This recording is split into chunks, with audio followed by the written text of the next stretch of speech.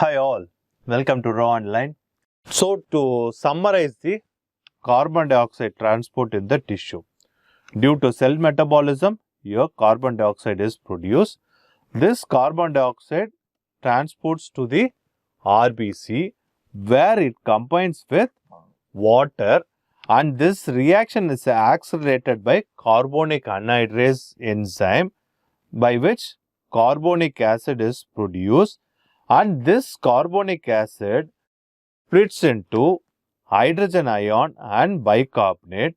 This hydrogen ion combines with hemoglobin as reduced hemoglobin, and this bicarbonate is exchanged for chloride, which is called the chloride shift. This is the transport which happens in the tissue. Now coming to the carbon dioxide transport into the lung. Here the reverse of what happened in the tissue will happen. Now bicarbonate will come in and chloride will move out, and this bicarbonate combines with hydrogen ion to form carbonic acid, and this carbonic acid splits into carbon dioxide and water, and this carbon dioxide comes out.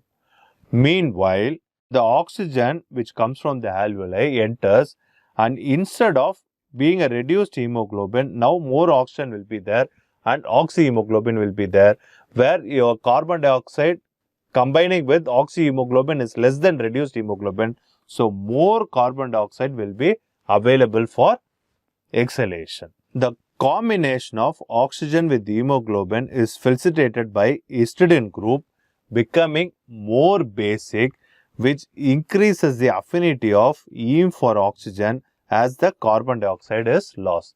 This is one of the reasons for Bohr effect.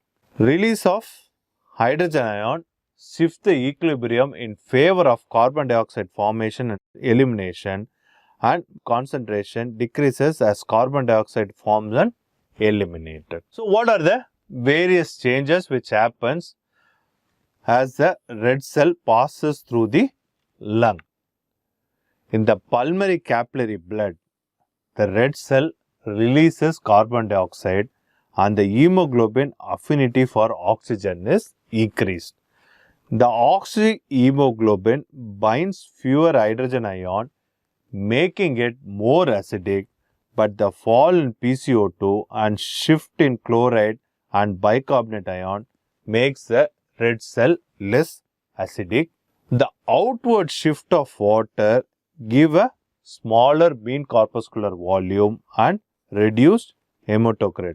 The oxygen dissociation curve will shift to the left, which is the Bohr effect.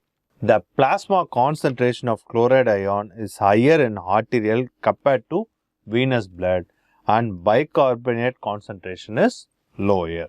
To summarize the carbon dioxide transport, the oxygen is consumed by the cell and carbon dioxide is produced. Oxygen is consumed at 250 ml and carbon dioxide is produced at 200 ml. This carbon dioxide combines with water to form carbonic acid, which is catalyzed by carbonic anhydrase. And this carbonic acid splits open into hydrogen and bicarbonate ion, and this bicarbonate ion moves into plasma in exchange for chloride. This happens at the tissue level.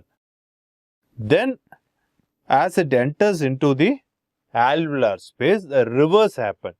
The bicarbonate comes in and chloride goes out, and this bicarbonate combines with the hydrogen ion and form carbonic acid, which splits into carbon dioxide and water, and this carbon dioxide is exhaled and oxygen comes in and there is oxygenated hemoglobin. So, more and more carbon dioxide gets eliminated.